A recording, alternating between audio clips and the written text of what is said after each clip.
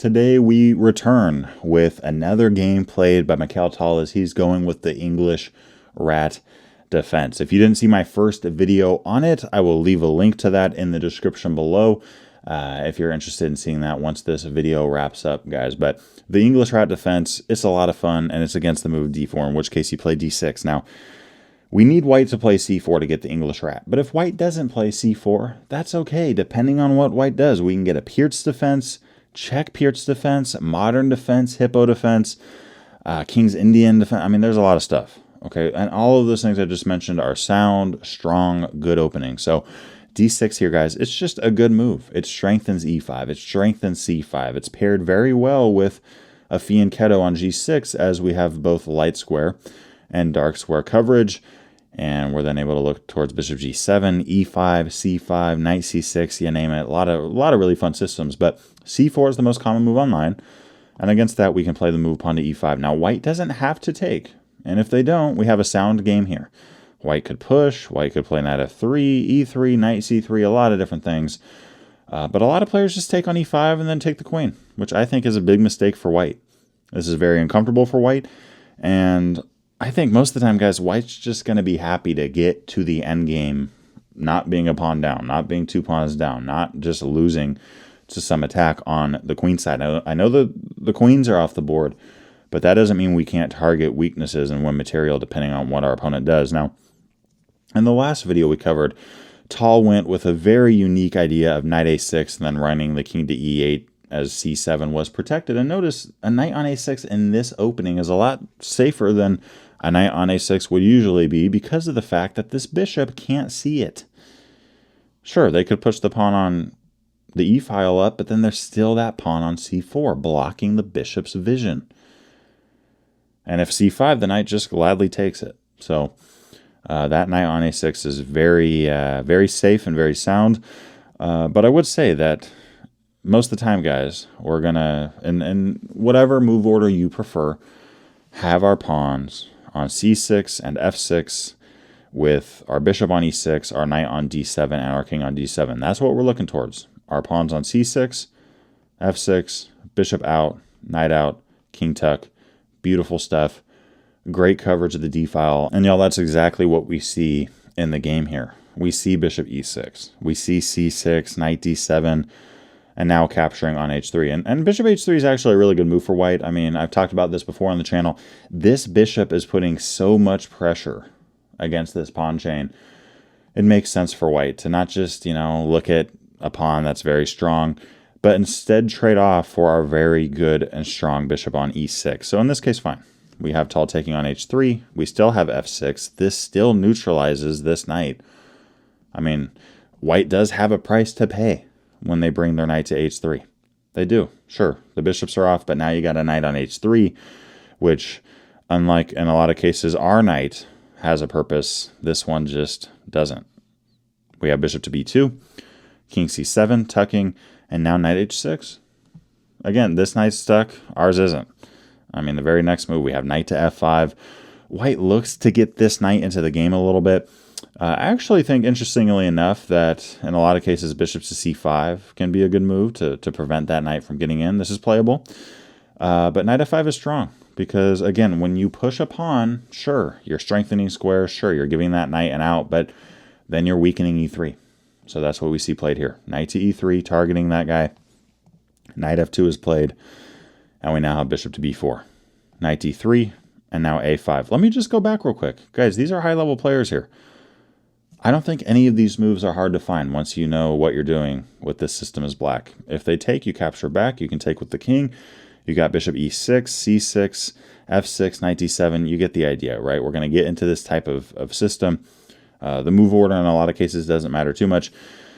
And now we have knight h6, knight f5. We bring the bishop out. And now a5 defending the bishop. None of these moves are impossible to find. It's just very sound chess for black. White, on the other hand, has an uphill battle. In the game, we have king to b1. I do want to mention what happens if knight takes b4. I was curious about this because Tal did not seem worried at all about losing that bishop. Well, it turns out that if the knight... I mean, the knight's got to run, right?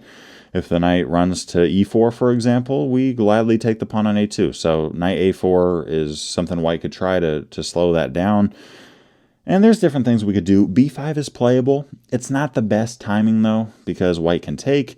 And if white doesn't find this next move, they can just resign in the very near future. But white doesn't just have to give away the knight right now. They have rook takes d7 with check, and then knight b6. And, I mean, look, the engine likes king c6, king e6. I would probably play king e6 just to avoid any kind of checks in the future. But yeah, you can take the knight back, and I still think black has a better game. I think black's better. I talk about this in my Mastering Chess Endgames course, a link on that below. But I think most of the time, guys, a knight is better than the bishop in the endgame. I know that's super controversial. I'm not saying the knight is always better than the bishop. I would just say most of the time, most of the real games I've seen, the knight is better than the bishop. And I think that this applies here. You have a bishop, but what's it doing? Sure, it's looking at a pawn on its same color, but this is a very strong pawn chain. And this pawn on b4, it's going to be hard for that bishop to target it in the near future. And this knight can jump around and get busy and look for holes and look for weaknesses and cover any square it wants to at some point, which a bishop just can't do. Returning to knight a4. Again, this is playable, just not the best timing. Now, the engine move here is actually rook h d8. And white's got to be careful now. I mean, if you play, for example, let's just say rook h e1. Okay, b5. And now when white takes, and they go with rook takes d7, we're not taking with the king. We take with the rook. And sure, the knight can go to c5, but now we have rook d6, and yeah, I mean, we're up the exchange. We're looking at a2. e3 is weak. This bishop, again, it's a bishop, but it's just terribly placed, and yeah, we have a material advantage with knight a4. I also wanted to cover rook takes a4. This is also a strong move. The engine doesn't like it as much as rook h d8, but this is very interesting, guys. I mean, even playing the English rat, going down the exchange, but creating this weakness, this target, you're better as black. Knight to e3. Now, if white just lets you take their rook, you have an endgame where you have no isolated pawns. This is not isolated. These are on the same file. All of these are isolated, though. And really, when I say this isn't isolated, I shouldn't point at that pawn. I should point at the pawn on c6, right? It has a pawn on the file next to it. So this pawn on b4 can get support by a pawn. It's not isolated. Can any of these pawns get support by another pawn? Nope. So they're isolated and very weak. And that's what can decide chess games in the endgame, if your pawn is isolated or if it's well protected. If the rook runs, cool. We take off one pawn. We're up a pawn down the exchange. If a3, for example, let's attack the rook. The best thing white can do is just go, fine. I'm gonna take the pawn and give you that on d3. And here, guys, we're not taking on b2 because our knight is better. Knight to b6. We'd love to snatch off that pawn. If you don't allow us to, centralize our knight. We'd love to snatch off this pawn. You don't let us? Okay, we take some space. Our knight is miles ahead of the bishop in terms of placement, activity. And really, our knight on d5, what's going to kick it out? The bishop can never see d5. This bishop will never get there. None of white's pawns can ever go to e4 or c4. And at this point, guys, it's all about pressure. It's all about threats, not cheap threats. Not threats that if your opponent stops it, your position got worse or stayed the same. I suppose if it stayed the same, it could be okay, depending on their improvement. But you want to make threats that, hey, your opponent stopped the threat? Okay, well, I activated my piece, so it's still a good move. But white here is definitely the one that's going to be fighting for a draw. I just wanted to cover that. Again, if the knight takes and we capture back, we're looking to take the pawn. And then if the knight goes to a4, it's on thin ice. You could take that and create a bunch of weaknesses and targets, or centralize your rook and threaten b5 again, ultimately. In the game, though, we have king to b1. White goes, you know what, Tal's offering me a trade. I'm not going to take that. But okay, knight e3 is played. Rook d2 now. And the engine move here, which Tal didn't play, is bishop takes c3. And then a4, continuing to advance, continuing to push. We're looking to take on b3, looking to get that file. If white pushes, okay, knight takes c4. Crushing. Instead, though, we have bishop e7. Black getting the bishop out of there, and then continuing with knight c5. This happens all the time in the English rat, guys. Black's knights outshine white's knights. Just completely outshine them in terms of activity. We have knight c2. Here we actually have a trade. Black didn't have to do this. Black could have went back to f5. That's totally fine. But we do have a trade here. And then more pressure, more tension, right? With the move of a4. The engine didn't love that. The engine wants us to maybe take some space with h5, maybe offer a trade here by bringing a rook over to d8. But we instead see the move of a4. b4 here for white actually turns out to be okay. At this point, we're sitting at about dead even. Maybe we play knight e6 to eye up d4 and b4. Maybe against that we go with a3. And then if the bishop runs, go with knight e6. Of course, they don't have to run with the bishop. They could take our knight, among other options. But those are all playable moves. But instead here, right, instead of b4, we see the move of rook h to d1. We have a trade on b3, and then, okay, rooks get traded off. Bishop takes d8. Very interesting choice there by Tal. I personally would probably just take back with the rook automatically in a lot of cases, but here Tal's still playing for the win. And, I mean, this d-file, guys, from the very start of the English rat, when we get into that initial setup, we have d4 covered, d5 covered, and the rest of these spots covered as well. Sure, you have the open file, but I mean, literally the only safe square you have is d2. Our knight is also looking at d3. We as black, sure, you got all this covered, but our rook does have a little bit more mobility. And white tries to kick the knight out. We have knight a6, bishop e7. Now we have a trade offer of rook d8, so a little bit of dancing around here. And here we go, right? I mean, king a4 is played, trying to activate. We now have king d7. The English rat defense is just low risk, guys. You traded off their queen. You have weaknesses and targets to go after. You have no weaknesses as black to speak of, and I mean that honestly. When white takes on d8 with the queen and you capture back with your king, you have no weaknesses for white to target. You just don't.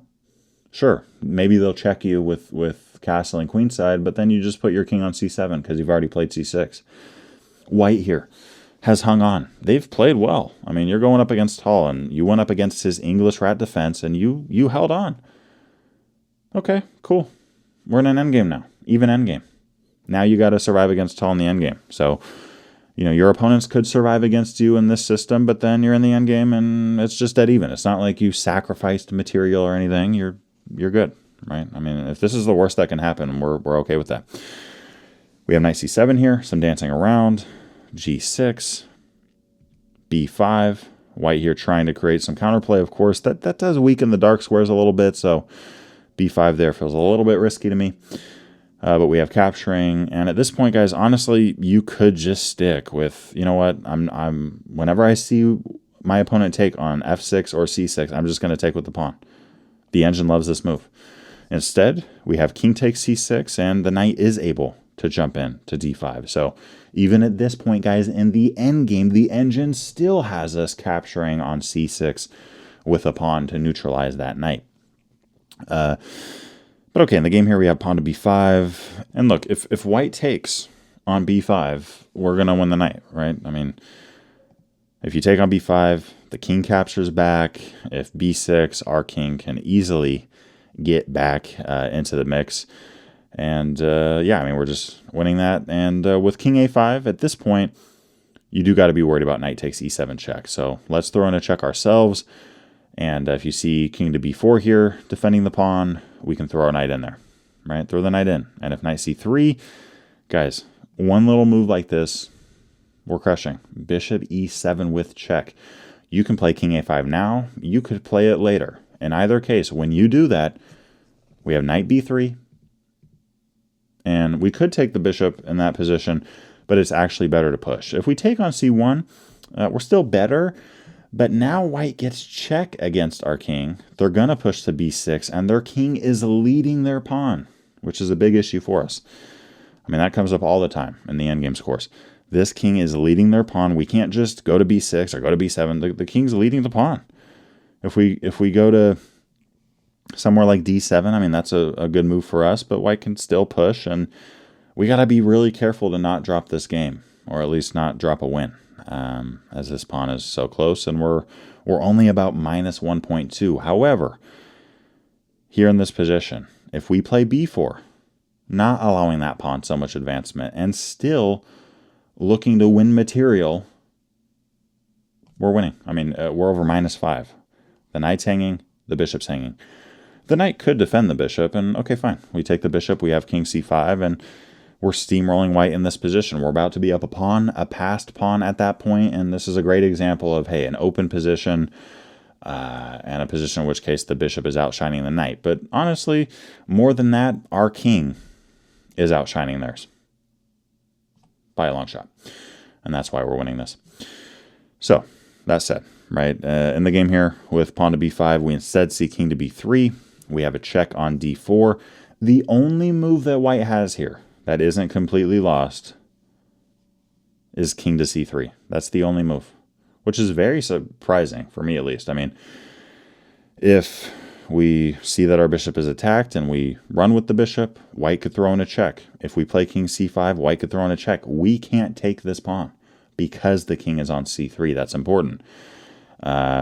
Sure, we could go back, but then white could take on b5 or check us again. I mean, that's probably the best option they got. And we're going to be sitting at a dead even game with king c3. If we do take on e2, white has king d2. We could take their bishop. They take our bishop. If we attack their knight, they can save their knight by throwing in a check. At this point, sure, they could take on c1. We have this crazy line here, actually, where this is dead even if white plays it well. We have king c7, king b6, and here white has got to play king to d3. King e3 doesn't work because we actually want to stop this king from going to e4 and having g5 and breaking through the position. If we see king e3, we have f5, and the king can't help out the pawn. But if king d3 is played and we play f5, now the king can help the pawn. Our king is imprisoned to this guy, and white is going to use this pawn as bait. Again, these are all concepts I cover in depth in the over 28-hour Endgames course. White covers this pawn, and they're going to use it as bait. So let's say we take, right? Some might think, what's the issue? We got a passed pawn, they got a passed pawn. But which pawn is further away from the rest of the action? The rest of the action being all these guys here. Well, white's pawn is further away.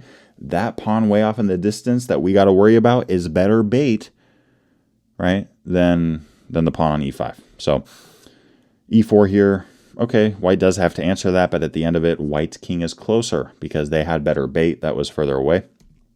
We can try to get our king into the mix, but it's just going to be too late. We could try h5. We could hope that that white ends up taking here, because then they're going to end up with an h-pawn, but white's not going to do that. Pawn to g5. These pawns are falling off the board, and we're just dead losing because white doesn't just have an h-pawn, which is a dead draw if we can get our king to the corner, but they have a g-pawn as well. So as we saw there, pawn to f5 is disastrous for us because white can hold on to their bait, hold on to their passed pawn, and then at the right moment, leave that bait as a distraction for us. So what do we got to do? We got to take immediately. We got to take immediately and then sprint our king towards their pawns, creating counterplay, right, before they can activate their king as much as they did in the previous example. So king e4 is played now. Here, there's a number of ways of going about this, but I like king to c4. And if white plays g5, we don't want this to happen, right? So we can, technically, we can push to f5 with check. I would probably just take that guy and here start sprinting towards their pawn, right? Start sprinting, start attacking. White here, they can't just play passively and try to hang on to their pawns. They got to attack ours. We got to attack theirs, right? They take ours, we take theirs. They go for ours. We could play king f4. We could go with that and then push this guy, but we're not going to be able to win this. We're just not. At the end of this, I mean, if you don't push your pawn here as black, you could play king g2 and it's still going to be a draw. And if you push your pawn, white here, they're not going to push their pawn. It is passed, but ours is way closer. They're going to take. And there you have it. Insufficient material. But again, king to c3 here was the only move that white had that gave them a draw. And here, if we tried bishop d8, white could throw in a check and then another check, and we can't take on c4. We got to run back. Now, instead, in the game, we have king to b2. This allows bishop d8. we're now wanting to take on c4. You can't take on b5 or else you lose your knight. So we now have the move of knight to e3. We have that move. If we saw knight b4, we have king c5. If we saw a check, now we can take on c4. So as odd as that looked with king c3 allowing check, which white had their own checks in response, that was the best move because that prevents this from happening. But in the game, I'm assuming white saw that and they instead decided to go with the move of knight to e3. We can now take on e2 without any shenanigans from taking place. And okay, we trade down. And here we go, guys. We're up a pawn. Tal is up one pawn here, and he is simply crushing because of it. Bishop d2 is played, knight d4. Talk about a weak pawn. This bishop can't do anything to help it out. This knight, it's right next to it, but it's 3 moves away from reaching that square. So that's just not going to get defended. We have f4, we have capturing, and knight e2 defending the pawn, king c4 activating the king. We have a check, king d3 continuing to activate the king. Remember to do that in endgame play. And with bishop b4, knight c2, white resigns. White, I mean, look, let's just say you play bishop d6. Okay, we throw in a check. We throw in a check. If you move your king, we can take this pawn. If you take, we can capture with the f pawn. We're very close to promotion here. Let's say we see bishop to g3, trying to cover some of these dark squares. We still have e2. We have a check on that long diagonal, and then we promote. So Tal there would have easily converted that. Let me know what you thought of this game by Tal down below and what you think of the English rat defense. Have you given it a shot? And if so, how did it go? Again, guys, when we go into d6 and e5, and we do have capturing off, you got to be ready to have pawns on c6 and f6, a bishop on e6, a king on c7, and a knight on d7. Oftentimes, the move order doesn't matter all that much. Of course, depending on what white does. I mean, if knight f3, we got to play f6. We got to stop that, right? You don't want to play knight d7 before the bishop comes out, because then your bishop's stuck. But beyond those kind of things, right, again, like in the game here, just very principled play. The bishop came out first. We have c6. Then the knight came out. We have a trade here. And then from that point, black just put pressure on white. And white actually did a pretty good job of holding on here. But it was black that ended up with the dub in the end. See you all in the next video. And subscribe for more chess content. Again, let me know what you think of this. And if you'd like to see more English rat defense content. Peace. Wanted to give a big shout out to Walter, Steve, Rob, Roger, and Ray, and the rest of my Patreon community. If you haven't checked out the Patreon before, go check that out. There are some exclusive benefits that you gain by becoming a member. And I'll see y'all in the next video.